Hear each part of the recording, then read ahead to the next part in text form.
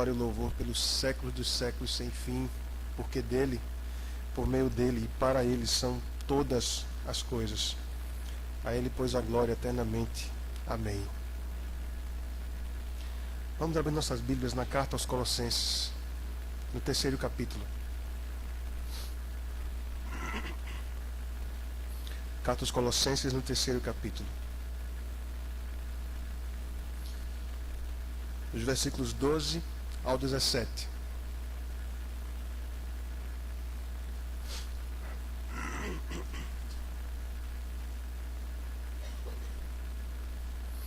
Assim diz o texto: Revesti-vos, pois, como eleitos de Deus, santos e amados, de ternos afetos de misericórdia, de bondade, de humildade, de mansidão, de longanimidade. Suportai-vos uns aos outros, perdoai-vos mutuamente, caso alguém tenha motivo de queixa contra outrem. Assim como o Senhor vos perdoou, assim também perdoai vós. Acima de tudo isto, porém, esteja o amor, que é o vínculo da perfeição. Seja a paz de Cristo o árbitro em vosso coração, a qual também fostes chamados em um só corpo, e sede agradecidos. Habite ricamente em vós a palavra de Cristo.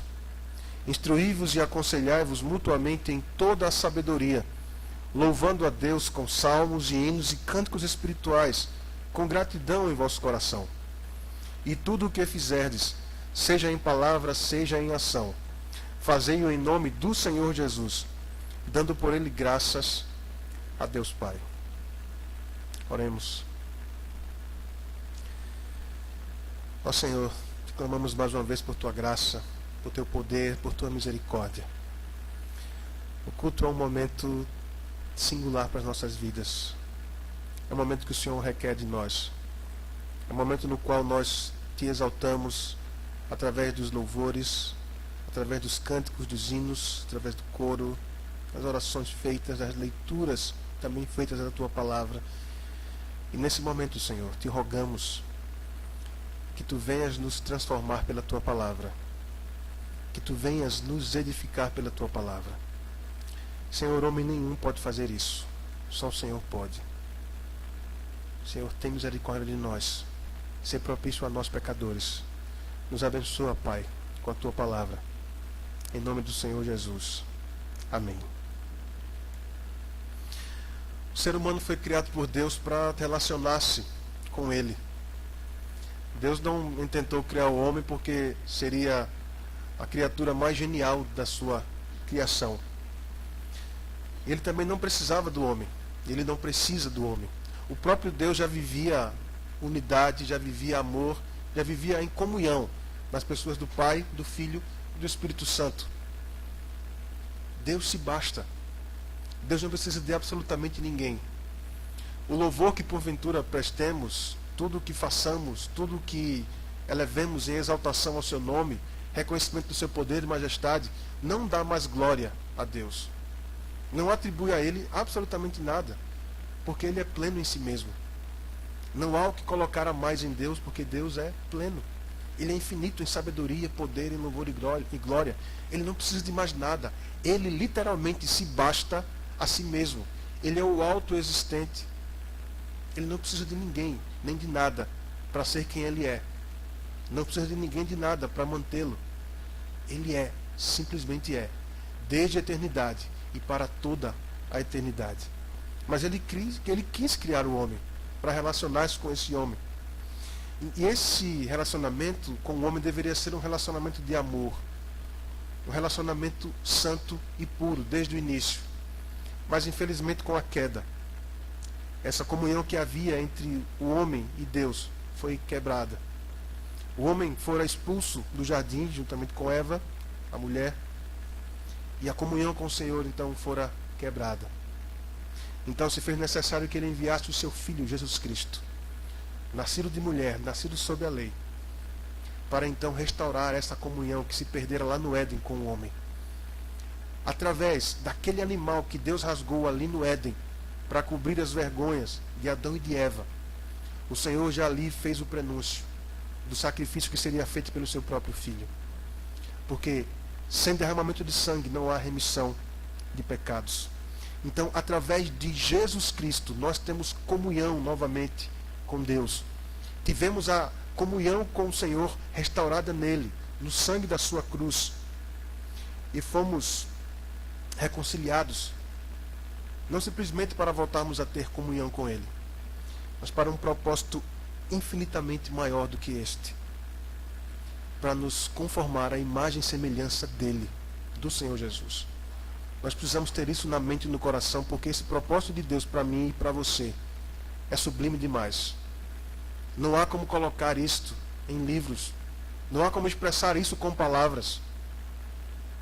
De acordo com Romanos 8, 29, ele nos diz: porquanto aos que de antemão conheceu, também os predestinou para serem conformes à imagem de seu Filho, a fim de que ele seja o primogênito entre muitos irmãos. O ambiente escolhido por Deus para que essa comunhão se desenvolva, tanto com ele e também a comunhão com os irmãos, é chamado igreja.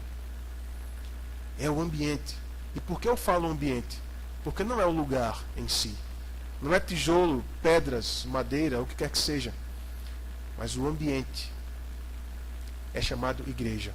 O grupo de pessoas que ele reuniu, pessoas tão diferentes, pessoas de lugares e culturas diferentes, por exemplo, agora, em vários lugares do mundo, também está se cultuando ao Senhor. A igreja comprada, lavada pelo sangue de Cristo, está agora em toda a terra, no dia do Senhor, cultuando a Ele também. Esse ambiente é a igreja, a assembleia, a reunião de pessoas que Ele comprou com seu sangue. Agora se faz necessário que tenhamos um local para podermos nos reunir. Um local que tem endereço, tem que ter CEP, um lugar que tem que ter liderança instituída, de acordo com os princípios das Escrituras, para que essa comunhão com Deus e a comunhão também com os outros seja vivida. Mas infelizmente o que temos visto hoje é que muitas pessoas não têm mais dado valor à Igreja de Cristo. Inclusive pessoas que se dizem ser Igreja de Cristo, se dizem cristãos e crentes, estão falando mal e muito mal da igreja. Estão descredibilizando a igreja. E há um grupo dentre estes, chamados desigrejados. Alguns destes chegam a dizer que a igreja não tem mais futuro. Que daqui a algum tempo não haverá mais igreja. Que daqui a algum tempo as igrejas voltarão a acontecer como havia no primeiro século, nas casas. Porque eles começam a dizer que a igreja está cheia de hipocrisia. Está cheia de pessoas que são falsas, que dizem que amam, mas não amam. Pessoas que dizem amar a Deus e não amam. Que dizem ter a Bíblia como regra de fé e prática, e na verdade não têm. Eles estão falando muito mal da igreja. E o pior é que muitos deles saem de dentro da própria igreja, ou muitos deles estão inclusive na própria igreja, ou em ditas igrejas, digamos assim. Pessoas que estão decepcionadas, que estão frustradas com muitas coisas e atribuem culpa à igreja. E muitas delas culpam até ao próprio Deus. A igreja é o povo chamado por Deus para ser semelhante ao Senhor Jesus, como dissemos, de acordo com Romanos 8, 29. Esta é a identidade da igreja. Na primeira aliança, o povo de Deus era chamado Israel. Na nova aliança em Cristo, este povo agora é chamado igreja. Nós precisamos dos nossos irmãos muito mais do que possamos dimensionar ou possamos imaginar. Corpo é uma das figuras que o próprio Deus usa na Bíblia para falar sobre nós, para falar sobre mim, para falar sobre você. Paulo faz uma ilustração maravilhosa quando ele escreve na primeira carta aos Coríntios, falando de nós como corpo, como um grupo orgânico, vivo e dinâmico. Ele diz, olha, imagine um corpo, agora a mão chegar e dizer que não precisa do pé, ou a boca não precisa do olho, o ouvido. Ele faz essa ilustração e mostra que nós, de maneiras semelhantes, deveremos agir como o corpo. A mão não pode dizer que é melhor ou que é pior do que o pé, do que o olho, do que o nariz, do que a boca, porque todos são corpo. Não há ninguém melhor ou pior. E nós precisamos dos nossos irmãos muito mais do que imaginamos para viver essa comunhão. Viver a comunhão com Deus e também a comunhão uns com os outros. Conviver com a comunidade cristã, com a igreja, é imprescindível para todos aqueles que realmente nasceram de novo. Na carta aos Hebreus, há uma recomendação no capítulo 10, versículo 25, para aqueles que estavam deixando de participar dos cultos e da comunhão com os irmãos. Ele diz, olha, não deixeis de congregar-vos, como é costume de alguns, tanto mais quando vedes que o dia se aproxima. E ele se refere ali à volta do Senhor Jesus mesmo. Nós somos chamados, salvos, para a comunhão com Deus e para a comunhão com os outros. Esse é um dos alvos que nós temos enquanto igreja do Senhor. Viver a comunhão com Deus e a comunhão com os irmãos. Mas sabemos muito bem que isso não é algo fácil. Muito pelo contrário. O ser humano é extremamente complexo. É extremamente complicado. Isso já começa desde de casa, na família. Às vezes a mãe faz um prato, e aí vem um filho ou outro e diz, esse aqui eu não gosto, esse eu também não gosto. Já pensou a mãe ter que fazer 4, 5 pratos por dia, porque cada um quer um prato diferente? Roupas. Vai comprar roupas, eu não gosto dessa loja, gosto daquela. Às vezes tem que passar por 3, 4, 5 lojas, porque cada um tem um gosto diferente. Às vezes para sair, jantar, o marido quer um restaurante, a mulher quer outro. E aí é pau ímpar, cara ou coroa, e aí vão decidindo para ver onde é que vai ser então esse jantar finalmente. Porque cada um tem uma cabeça, cada um tem uma maneira de pensar. Conviver, inclusive em família, não é uma coisa fácil. Inclusive conviver enquanto família, segundo a palavra de Deus, só é possível pela graça e pelo poder que vem do Espírito Santo. Não há outra maneira. Eu e você não somos capazes de viver harmonia, de viver amor em família, se não for pela graça que vem de Deus. Não dá para viver a comunhão, mesmo em família, se não for pela graça de Deus.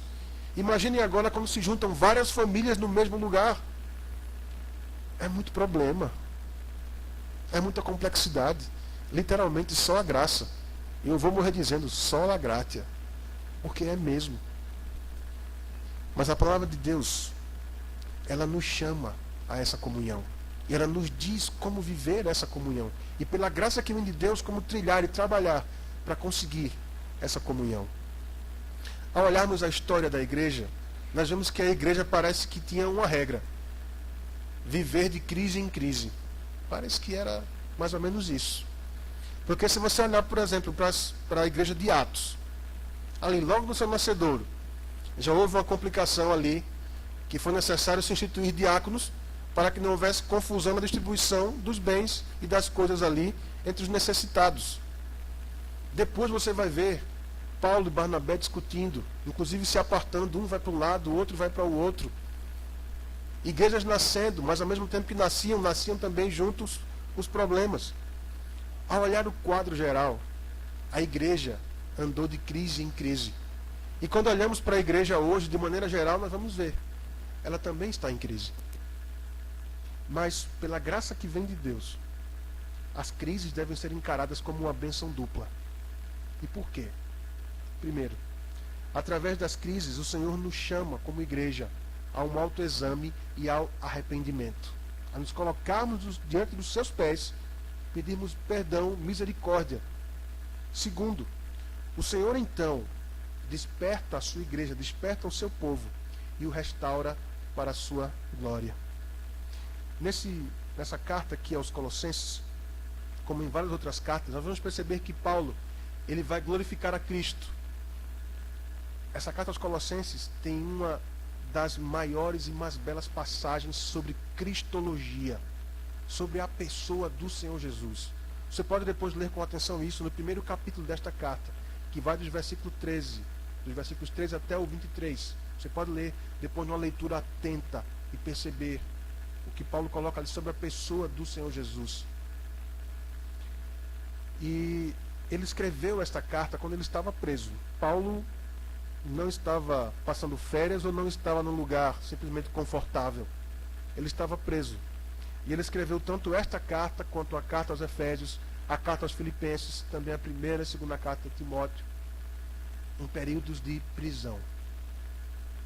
Timóteo, sempre que possível, estava com ele, inclusive o ajudava a escrever as cartas. Se você observar aí comigo, voltar uma página, você vai ver que no começo, a saudação aí diz Paulo e Timóteo.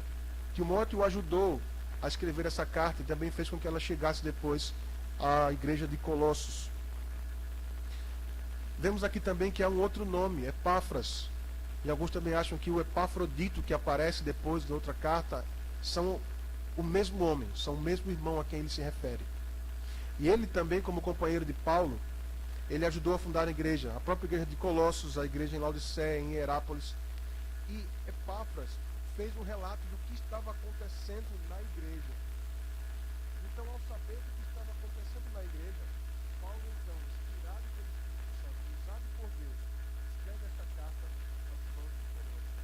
Nós vemos no decorrer da exposição dessa carta que Paulo vai denunciar algumas doutrinas, alguns ensinos heréticos que estavam surgindo ali no meio da igreja. Então, algo misturado com elementos judaicos, com uma dos movimentos gnósticos que estava começando a nascer naquela época ali, depois de meados do primeiro século. Os gnósticos negavam a ciência da morte e da ressurreição de Cristo. Eles afirmavam que seria necessário obter um conhecimento especial para se alcançar então a salvação. Para eles o que importava era o Espírito. Eles tinham esse discurso, digamos assim, espirituoso, ou espiritualista, melhor dizendo, de que o que importa é o Espírito, a carne não presta para nada. Então vamos cultivar o Espírito e vamos acabar com a carne, porque o que importa na verdade é o Espírito. E um grupo que buscava impor de novo as regras do judaísmo à igreja eram os chamados judaizantes. Então Paulo, recebendo esse relato de Epáfras, escreve essa carta. Nós vamos ver em alguns pontos aqui que ele estabelece para os irmãos Cristo como um Senhor, como um Salvador, como um mediador entre a igreja e Deus. Senhor da igreja, o dono da igreja, o noivo da igreja, aquele que tem em si a plenitude de todas as coisas, e em quem construiu todos os tesouros da sabedoria e do conhecimento de Deus. Então, no segundo capítulo, por exemplo, da versão 6, percebe, nós temos uma representação de Paulo ali, a unção de 10 anos. E no mesmo capítulo, agora, capítulo 2 a 3, uma inclinação ali àqueles que estavam, digamos assim, hospedando o gnosticismo. Então, Paulo orienta a igreja de Colossos quanto a estas sutis heresias. Primeiro, ele é liberto, vamos aqui no capítulo 2, versículo 4 e tal, capítulo 7. Ele usa termos chaves dos heréticos, como mistério, conhecimento, para justamente se contrapor e falar quem é o verdadeiro conhecimento.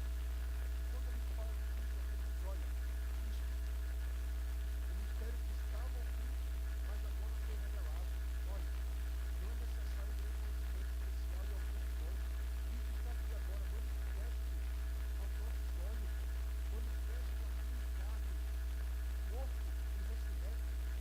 Não há nenhum mistério para ser conhecido além de Cristo, que já foi revelado. Esse é o nosso chamado centro de conhecimento secreto. Cristo é o mistério de Deus agora revelado em carne, morto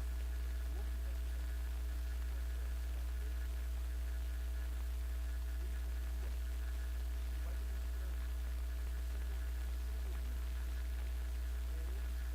No senhorio de Cristo é onde está toda a esperança da humanidade. O homem não pode salvar a si mesmo. O homem não tem como se salvar da ira de Deus, dos seus próprios pecados. A salvação é graça de Deus, é um favor imerecido, dado através da morte e ressurreição do Senhor Jesus. Paulo estava ensinando isso àqueles irmãos ali de Colossos. E como em outras cartas, ele também exorta a igreja à comunhão. Você vai ver isso na carta aos Efésios, quando ele diz, olha, andem de acordo com a vocação que vocês foram chamados, pois temos todos um só Senhor, uma só fé, um só batismo, um só Pai de todos, um só Espírito, que está em todos e age por meio de todos. Ele vai conclamando a unidade. Na carta aos Filipenses falando, olha, rogo a Evódia, a Sintique, pensem concordemente no Senhor. Paulo fala também sobre unidade, sobre comunhão nas suas cartas. No início do terceiro capítulo, que é o capítulo onde está o nosso trecho, Paulo fala um pouco, aqui nos primeiros versículos, sobre a nossa união com Cristo e a implicação dessa união com Cristo. Ele diz que todos os que foram incluídos na sua morte e ressurreição devem buscar as coisas do alto e não as que são aqui da terra. E enquanto pensassem e buscassem as coisas do alto, eles deveriam morrer para as coisas aqui da terra. Ele está falando de coisas daqui da terra quanto a vícios, pecados, tudo que envolve a natureza terrena, pecaminosa e corrupta do homem, que minam a comunhão com Deus e a comunhão com os irmãos. Então, aqui a partir do versículo 12, então, responde esses versículos.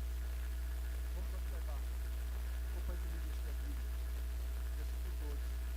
Revestivos, pois, como eleitos de Deus, santos e amados, de ternos afetos de misericórdia, de bondade, de humildade, de mansidão e de longanimidade. As virtudes que Paulo apresenta aqui devem substituir os vícios que foram apresentados, observe comigo aí, nos versículos 8 e 9. Acompanhe comigo a propósito aqui do 5º versículo, vamos lá. Fazei, pois, morrer a vossa natureza terrena, prostituição, impureza, paixão lasciva, desejo maligno e avareza, que é a idolatria. Por estas coisas aqui vem a ira de Deus sobre os filhos da desobediência. Ora, nessas mesmas coisas andastes vós também noutro tempo, quando vivíeis nelas. Agora, porém, despojai-vos igualmente de tudo isto, de ira, indignação, maldade, maledicência, linguagem obscena do vosso falar. Não mintais uns aos outros, uma vez que vos despistes do velho homem com os seus feitos. E aqui, a partir do versículo 10, ele vai dar a base para a entrada justamente nesse versículo 12. E vos revestistes do novo homem, que se refaz para o pleno conhecimento, segundo a imagem daquele que o criou, no qual não pode haver grego nem judeu, circuncisão nem incircuncisão, bárbaro, cita, escravo, livre, porém Cristo é tudo em todos. Então, ao fazer essa introdução aqui, neste trecho, Paulo vem agora e diz: revesti-vos, pois, como eleitos de Deus. Ou seja, vocês já estão vestidos, vocês já receberam as vestes do novo homem. Então agora, vivam como tal. Vivam com caráter de exemplo que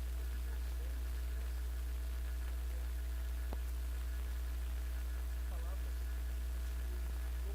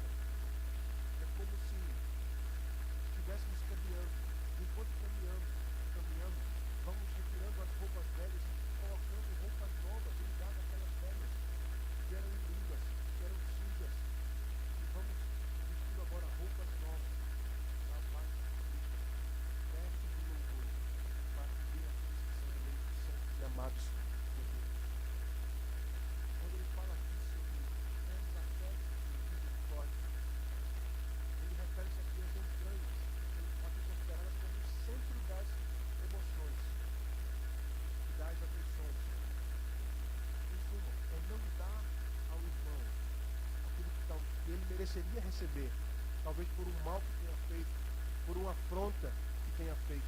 É exercer a misericórdia, não dar aquilo que ele mereceria, ou que ela mereceria receber.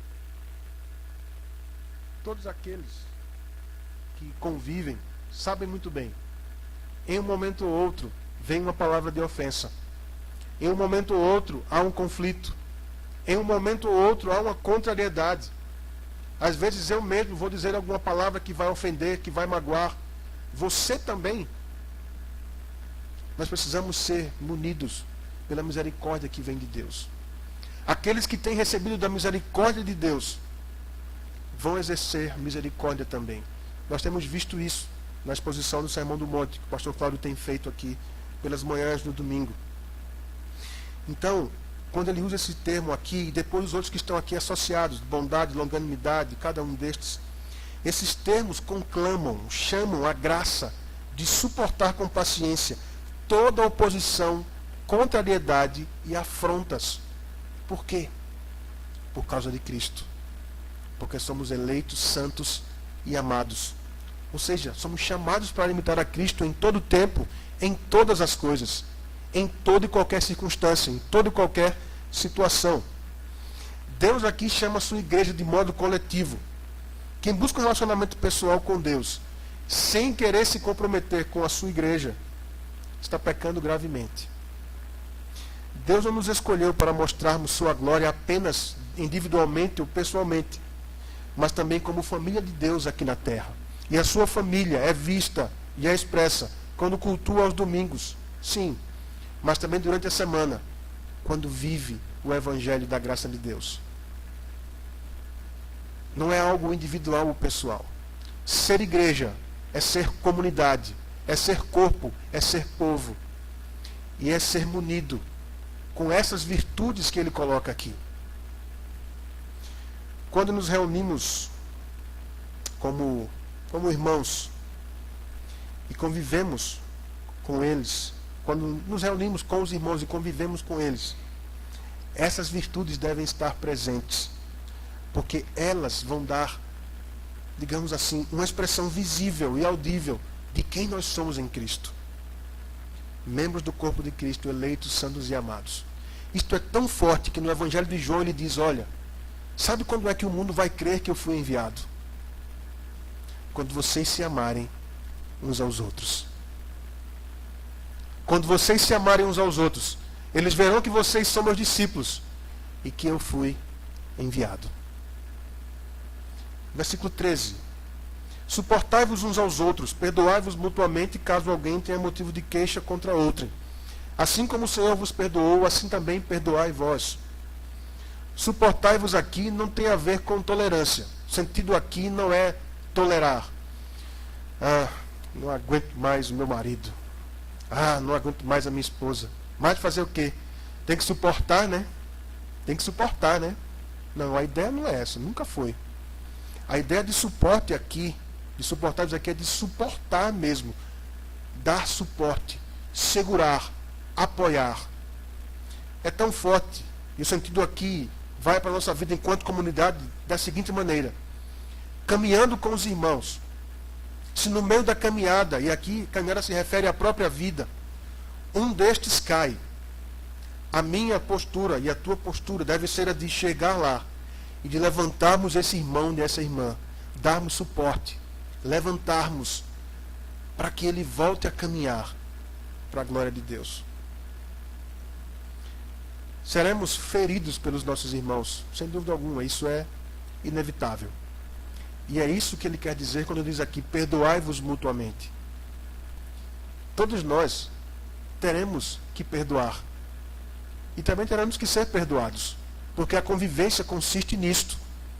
Não há convivência genuína, sincera e verdadeira, se não houver o perdão.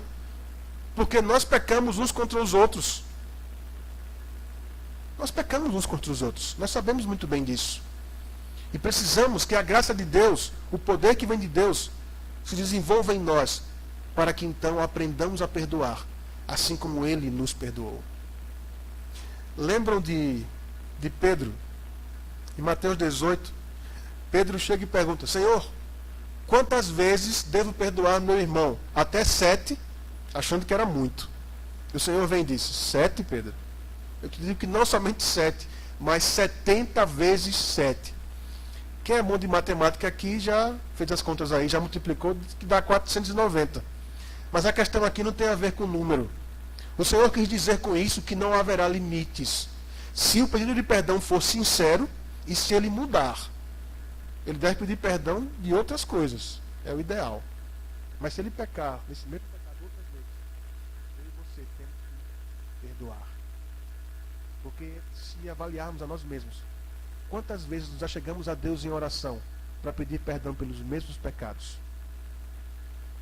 Quantas vezes já chegamos ao Senhor, oramos e choramos? E eu não questiono aqui a sinceridade, de forma alguma. Mas eu aqui quero destacar que nós somos fracos. Pedimos perdão pelos mesmos pecados, na semana que vem estamos lá cometendo de novo. Graças a Deus que Ele é misericordioso, porque senão eu e você já teremos sido fulminados há muito tempo. Nós precisamos aprender a perdoar mutuamente, porque o perdão faz parte da comunhão daqueles que são filhos de Deus e que o servem. Ter comunhão com pessoas diferentes, tão diferentes de nós, em vários aspectos, exige muito esforço, exige muito empenho e amor. Numa congregação há diferenças de idade, de posição social, de habilidades, de hábitos, de temperamentos, de opiniões. A comunhão só é possível por causa do Senhor Jesus, por causa da graça que vem da cruz, a graça que vem do céu. Portanto, a palavra que ele dá é: suportai-vos uns aos outros, perdoai-vos mutuamente, porque isto faz parte da convivência daqueles que são filhos de Deus, faz parte da comunhão. Versículo 14. Acima de tudo isto, porém, esteja o amor, que é o vínculo da perfeição. Quando ele diz aqui que o amor seja acima de tudo, na verdade é que o amor seja a base. E que amor é esse? É aqui o amor ágape. Ele se refere ao amor de Deus. O amor de Deus é que tem que ser a base, o vínculo da perfeição. E o que é que ele fala aqui de perfeição? É o vínculo da maturidade. O amor de Deus será a base dessas virtudes que serão desenvolvidas. Ternos afetos de misericórdia, bondade, longanimidade, e cada uma delas só é possível pelo amor que vem de Deus, pelo amor de Deus, que é o ágape, bem como também o suporte e o perdão. Se o amor de Deus, se o ágape for a base, haverá também perdão e haverá suporte na comunhão. O amor de Deus em Jesus Cristo é o poder, é a liga, é o vínculo que nos guia a essa maturidade e a esse crescimento na conformação dele mesmo, do Senhor Jesus. Porque nós fomos chamados para sermos seus discípulos. Quem quiser vir após mim, negue-se a si mesmo. Tome cada dia sua cruz. Então venha e siga-me. O Senhor nos chamou para isso. Ele nunca falou de facilidades para ser ninguém. Ele falou de amor, falou de paz, mas de tranquilidade, de vida mansa, para ser ninguém. Não para aqueles que querem ser verdadeiramente seus discípulos. Conviver com pessoas que compartilham de interesses e hábitos semelhantes aos nossos é camaradagem. Comunhão, no grego é koinonia, significa conviver com irmãos, visando sermos transformados à semelhança do Senhor Jesus. Ela inclui o Senhor. Não haverá real comunhão, biblicamente falando, se Cristo não estiver envolvido. E aqui precisamos aprender a diferenciar lazer, entretenimento de comunhão. Por exemplo, um grupo de, talvez, os jovens se reúnam para ir ao cinema, ou para ir à praia, jogar futebol, ao cinema para ver um filme. Estavam ali juntos, comendo pipoca, brincando, assistindo filme. E aí, olha que comunhão. Necessariamente não. Poderíamos dizer, olha que alegria, olha que entretenimento, olha que lazer, olha que festa, que alegria. Mas comunhão, biblicamente falando, não podemos dizer que é. Por quê? Porque se houver comunhão, Cristo está envolvido. Não quer dizer que agora, todas as vezes que falarmos de comunhão, tem que ser num lugar fechado, lendo a Bíblia e orando. Não é simplesmente isso. Mas, por exemplo, quando estamos num acampamento, que é um momento para lazer, para nos confraternizarmos, e de repente alguns 3 ou 4 se sentam ali e começam a compartilhar da palavra de Deus, dizendo o que Deus tem feito em sua vida. dizendo quanto aquele texto bíblico falou ao seu coração. O outro vem e diz, rapaz, esse texto também me fala ao coração. E começam então ali a compartilhar de Cristo. Aí sim houve comunhão. Precisamos diferenciar entretenimento de comunhão. Comunhão é quando Cristo está diretamente envolvido. Vejam aqui comigo o versículo 15. Seja a paz de Cristo o árbitro em vosso coração, a qual fostes chamados em um só corpo, e sede agradecidos. Quando surgirem as demandas e os conflitos por causa das diferenças e dos nossos pecados, a paz de Cristo. E o que ele quer dizer com a paz de Cristo aqui? Ele está se referindo ao Evangelho da paz, ao Evangelho de Cristo, ao Evangelho do Senhor Jesus, ao que está nas Escrituras. Isto sim deve dominar o ambiente e dirigir todas as questões quando houver conflitos, quando houver demandas, contrariedade e confusão. O Evangelho de Cristo, a palavra de Cristo, deve ser o árbitro dentro do meu coração e do teu coração quando isto acontecer em nosso meio. E quando ele diz ser agradecidos, devemos ser gratos de coração ao Pai que nos chamou em Cristo para essa comunhão. A comunhão com Ele e para a comunhão com os irmãos. E Ele, em sua infinita sabedoria e graça, nos proveu todas as coisas necessárias para alcançarmos e preservarmos esta comunhão. Se você depois, numa leitura atenta da segunda epístola de Pedro, você vai ver no primeiro capítulo, a partir do 3º versículo. Pedro vai começar dizendo ali que todas as coisas que nos conduzem à vida e à piedade nos foram doadas em Cristo Jesus. E ele vai nos dizendo ali as virtudes que devem ser desenvolvidas a partir dessa graça que Deus supre a cada um daqueles que são seus. Para alcançarmos essa comunhão, convivermos, é necessário ter a paz de Cristo, o Evangelho de Cristo, a palavra de Cristo em nosso coração. Sobre isso ele vai falar aqui agora um pouco mais. Versículo 16. Habite ricamente em vós a palavra de Cristo. Instruí-vos e aconselhai-vos mutuamente em toda a sabedoria, louvando a Deus com salmos e hinos e cânticos espirituais, com gratidão em vosso coração. As Escrituras, a palavra de Deus deve ser encontrada em nosso coração, como se fosse uma conta bilionária, trilionária. Como se alguém pudesse ver a conta de alguém, um trilionário, abrir e dizer, nossa, quanto? Não dá nem para contar. Era o que deveria haver, se fosse possível. Se alguém pudesse abrir nosso coração e ver o que estava lá dentro. Se alguém pudesse abrir, olhar e ver, rapaz, a palavra de Deus está aqui e tem muita. Toda a palavra de Deus está aqui desse coração. Seria maravilhoso para mim e para você, se isso acontecesse conosco. Charles Spurgeon, que foi um pregador do século XIX, ele fez um comentário interessante acerca de John Bunyan, que foi o autor daquela obra, O Peregrino. Charles Spurgeon disse o seguinte: se você pudesse pegar o John Bunyan e você o furasse em qualquer parte do seu corpo, você ali encontraria a palavra de Deus. Ele faz esse comentário acerca de John Bunyan. Homem que procurou pautar sua vida pela palavra de Cristo. Porque a palavra de Cristo habitava abundantemente no coração dele. Devemos ler, meditar e guardar a palavra de Cristo em nosso coração. Não basta simplesmente você ter. Eu tenho aqui uma Bíblia de estudo. Eu tenho vários versículos decorados. Eu conheço inclusive no hebraico, conheço no grego. Sim. E na vida prática? Ela funciona? Você coloca em prática o que você sabe? Essa é a grande questão. O fato da palavra de Cristo habitar aqui não é simplesmente decorar textos, mas habitar ricamente a palavra de Cristo. Quer dizer que isso vai desembocar em prática.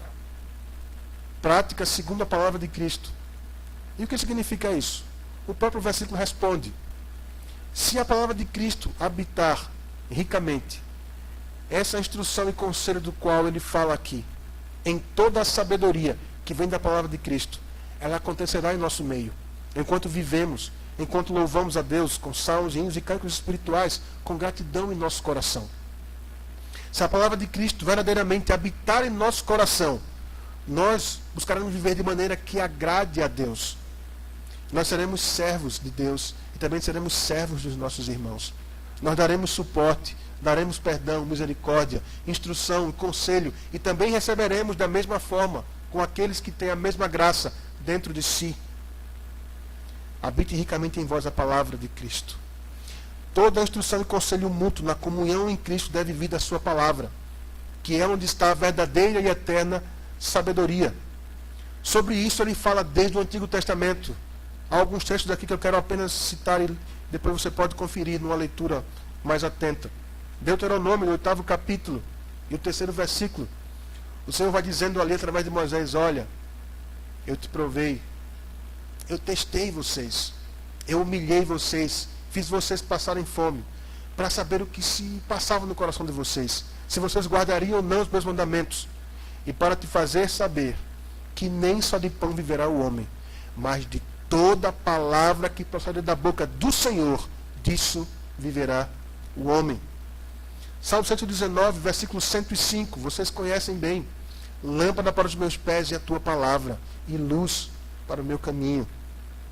Mateus 22, 29, no embate com os saduceus, ele disse claramente para eles: errais, não conhecem as Escrituras, nem o poder de Deus. Errais, não conhecendo as Escrituras, nem o poder de Deus. E em João 5,39 ele diz: examinais as Escrituras, porque cuidais ter nelas a vida eterna, e são elas mesmas que testificam de mim. Assim como o sangue vai do coração e passa por todos os órgãos do corpo, dando vida, levando oxigênio, as vitaminas, etc., a água, de maneira semelhante, a palavra de Cristo transmite vida na comunhão do corpo de Cristo. A contribuição de cada membro é importante para a edificação. É por isso que ele fala: instruí-vos e aconselhai-vos. A palavra de Cristo deve habitar em cada um que faz parte do corpo de Cristo. Não são simplesmente os pastores, os presbíteros, os professores da EBD que têm que conhecer bem a palavra para ensinar. Precisamos conhecer a palavra de Deus muito bem, acima de tudo e primeiro, para viver. Ensinar faz parte, mas acima de tudo e primeiro, para viver a palavra de Deus. Viver de acordo com os seus mandamentos. A Bíblia nos ensina que nós precisamos da comunhão com Deus e da comunhão também com os irmãos. Infelizmente, muitas igrejas sofrem por questão de individualismo. Pessoas que às vezes querem assumir as coisas sozinhas, querem fazer tudo só, para depois terem os louros, os méritos e dizerem: está vendo como eu faço? Ou às vezes para as pessoas chegarem e dizerem: rapaz, naquele dia você não estava, olha, não foi a mesma coisa. Ah, faltou você. Quando você está é diferente. E às vezes somos individualistas e queremos ouvir estas coisas. A palavra de Deus não aprova isso. Instruí-vos, aconselhai-vos mutuamente. É corpo. É corpo. Querer viver independente da igreja traz grandes prejuízos para aqueles que se dizem cristãos. Porque tanto aqueles que têm recebido de Cristo e não dão, sofrerão, tanto aqueles como aqueles que não estão recebendo o que você tem de Cristo para compartilhar. Quando eu me nego a compartilhar dos talentos e dons que Deus me deu com os irmãos, eu estou pecando contra Deus e contra os meus irmãos. E eu vou sofrer por isso. E outros também sofrerão por conta disso. Por conta da minha falta de compromisso em compartilhar, em dar daquilo que eu tenho recebido. Dai de graça, porque de graça recebestes. Os individualistas são deficientes no entendimento tanto do Evangelho, quanto da igreja e de si mesmo. Por isso eles sofrem constantemente de fraquezas, que só poderão ser vencidas vivendo a comunhão com Deus e com os irmãos.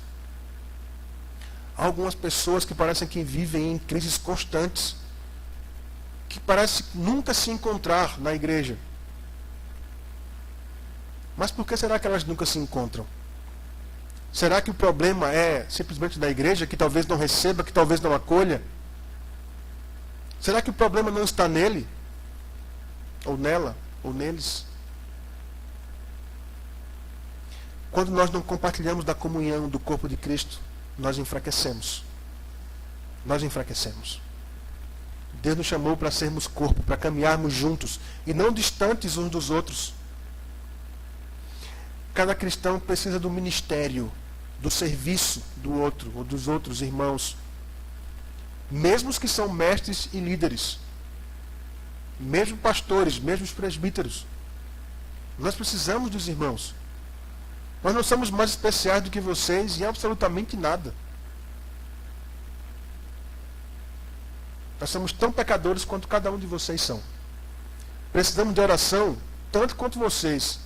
Na verdade, talvez precisemos mais de oração do que vocês, pela função que Deus nos deu. Mas em nós não há diferença alguma de vocês. Nenhuma. Somos todos membros uns dos outros. Temos o mesmo Senhor, o mesmo Deus, o mesmo Pai. Temos a mesma fé. No corpo de Cristo não há lugar para espectadores ou pessoas sem envolvimento. O próprio Deus vive eternamente em comunhão nas pessoas do Pai, do Filho e do Espírito Santo. Deus requer que os membros da sua família desfrutem as bênçãos da comunhão com Ele e de uns com os outros. Versículo 17. Trilhando então este caminho, sendo amadurecidos e crescendo na comunhão, na instrução, no conselho e sabedoria que vem da palavra de Deus, uns com os outros. Ele então aqui conclui esse trecho dizendo: e tudo o que fizerdes, seja em palavra, seja em ação, fazei-o em nome do Senhor Jesus, dando por ele graças a Deus Pai. Esse versículo ordena a igreja adoradora, a igreja que adora, que vive em comunhão, que exerça a comunhão. Que exerça a comunhão. Mas como? Tudo que for feito, desde palavras e ações, devem considerar os interesses do Senhor Jesus. É o que significa em nome de Jesus. Algumas pessoas interpretam algumas passagens do Evangelho de João, quando o próprio Senhor diz: e tudo que pedirdes ao Pai em meu nome, crendo, recebereis. Precisamos ter em mente, em nome de significa, tem a ver com os interesses de, é para Ele. E quando observamos na primeira epístola de João, no 5º capítulo, você vai ver.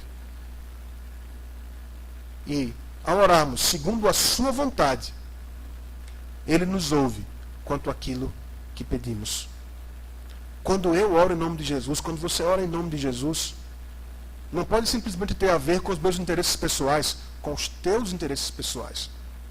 Isso é semelhante à figura de uma procuração.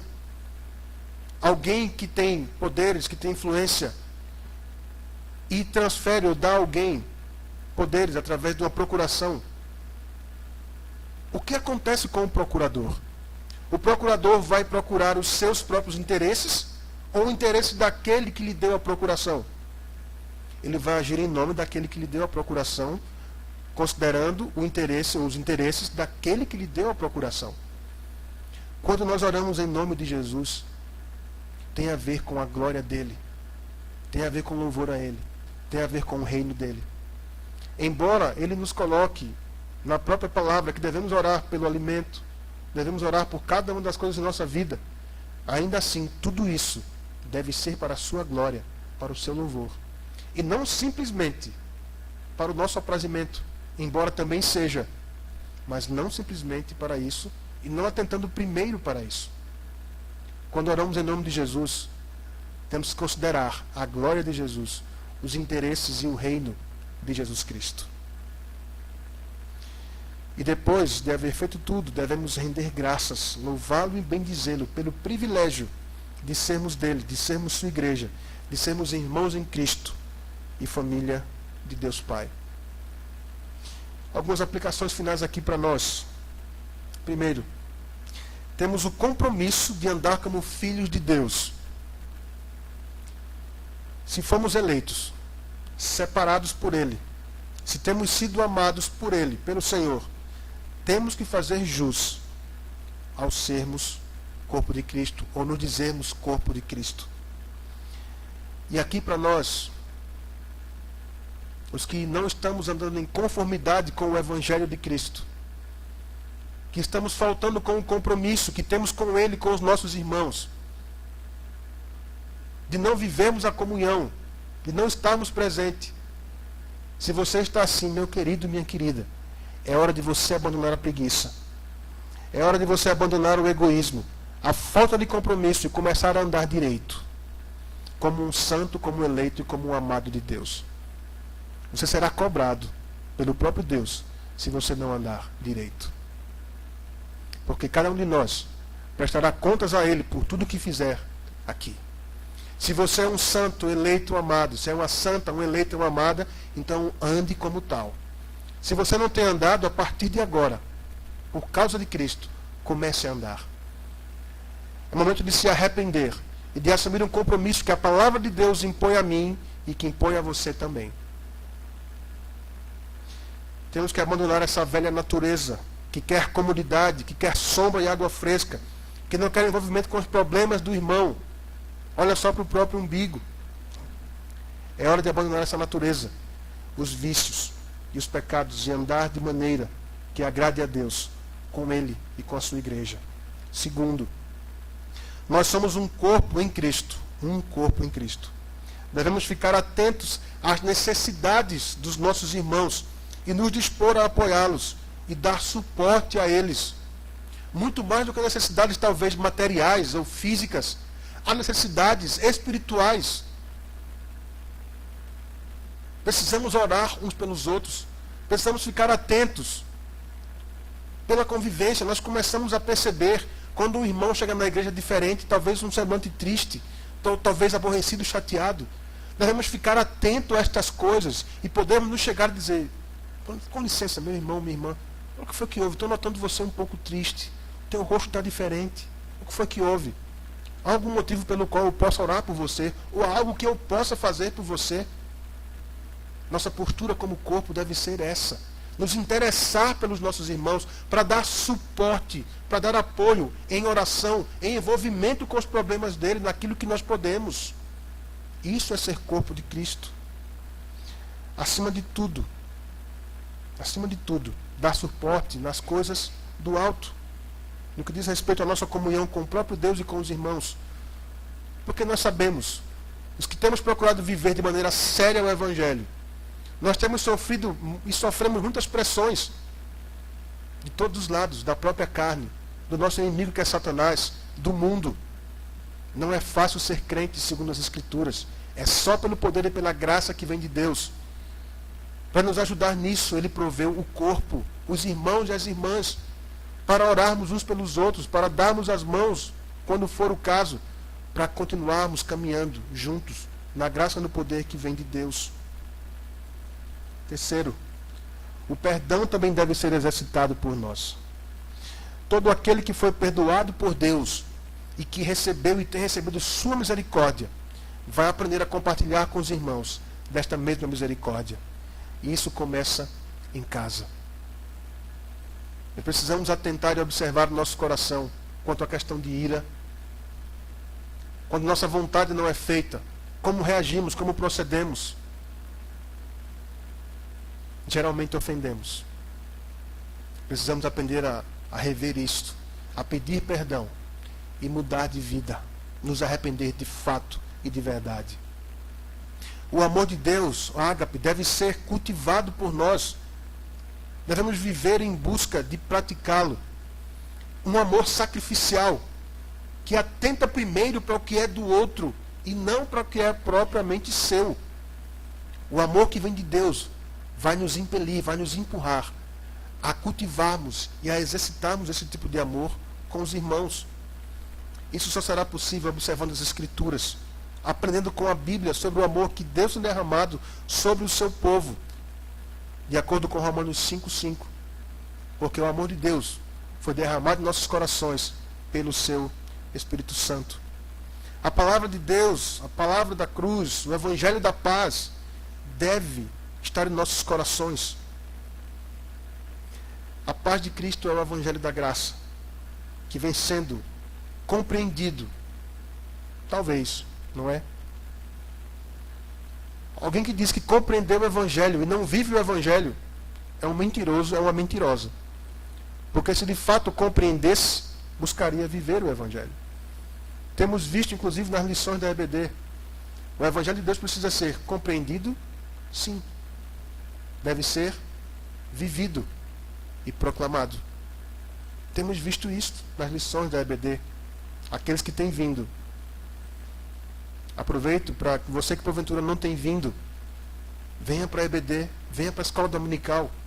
Se interesse por aprender mais da palavra de Deus, sobre a missão da igreja de Cristo qual é. Eu desafio você a vir, participar e ser abençoado por Deus, na comunhão e no ensino da sua palavra, quanto à missão da igreja. Enquanto não nos dedicarmos ao conhecimento profundo e prático das Escrituras, nós seremos raquíticos. Seremos anõezinhos na fé, ao invés de sermos gigantes. Muito do que sobrevém a nós nos abate porque nos falta o conhecimento da palavra de Deus. E como eu falei, não é simplesmente um conhecimento teórico, um conhecimento experiencial, um conhecimento experimentado da palavra de Deus. Porque se afirmamos que ela é a nossa regra de fé e prática, por que dedicamos tão pouco tempo a ler, estudar, meditar e aplicar a palavra de Deus? Se formos sinceros diante de Deus e conosco, nós teremos que reconhecer que nós somos mentirosos a maior parte do tempo. Porque afirmamos andar com Deus e na verdade não andamos. Dizemos que a Bíblia é a nossa regra de fé e prática e mal pegamos nela durante a semana. Não conhecemos, não lemos, não sabemos falar sobre os textos, não conhecemos a doutrina. E quando vem sobre nós as desventuras da vida, quando vem as tristezas e angústias, somos derrubados e abatidos facilmente, porque nos falta a palavra de Deus no coração. Ela deve habitar ricamente em nossos corações. E aqui eu lembro o ensino do próprio Senhor Jesus, ao final do Sermão do Monte, em Mateus 7. Todo aquele que ouve estas minhas palavras e as pratica, será semelhante ao homem que edificou a sua casa sobre a rocha. E vieram as chuvas, transbordaram os rios, e deram com ímpeto contra aquela casa, que não caiu, que não ruiu, porque estava sobre a rocha. Semelhantemente, todo aquele que ouve estas minhas palavras e não as pratica, será comparado a um homem imprudente, insensato, que edificou a sua casa sobre a areia. Vieram as chuvas, transbordaram os rios, deram com ímpeto contra aquela casa, e grande foi a sua ruína. Grande foi a sua ruína. Todas as nossas palavras e ações devem visar a glória de Deus e os interesses do Senhor Jesus. Nós não vivemos para nós mesmos. Devemos viver inteiramente para aquele que por nós morreu e ressuscitou. Se você é um santo, eleito e amado por Deus, você não tem escolha. Se você é um destes, você não tem escolha. Este é o único caminho. E viver única e exclusivamente para a glória de Cristo. Não há opções. Ou é isso ou nada. Devemos fazer isso de todo o nosso coração, com todas as nossas forças. Viver para aquele que por nós morreu e ressuscitou. E cada palavra, cada ato, deve ser feito em nome dele, para a glória dele.